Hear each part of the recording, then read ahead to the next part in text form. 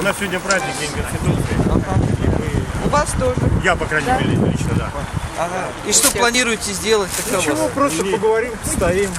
Да, Без, без звукоусиления. Хорошо, ну я обязан вас, согласно действующему законодательству, предупредить в случае каких-либо провокаций, нарушения общественного порядка, будут вам приняты меры административного характера.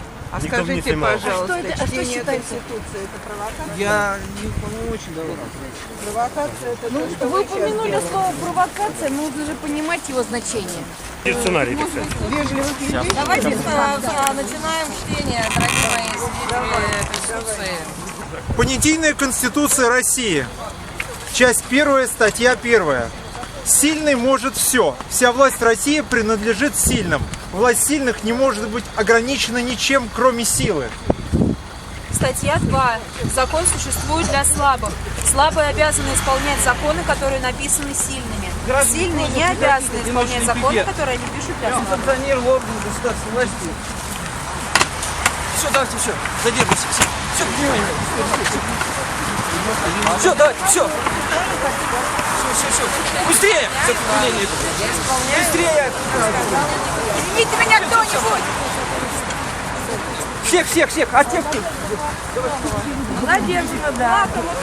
Я хожу, но полицейские они как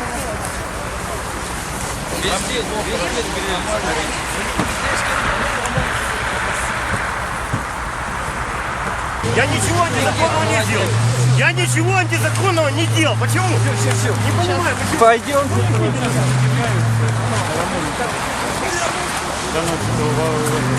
Слава Советской Конституции!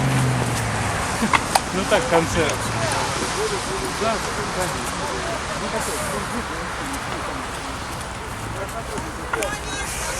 Я ничего вроде не нарушал, друзья. Не понимаю, почему меня... Подождите.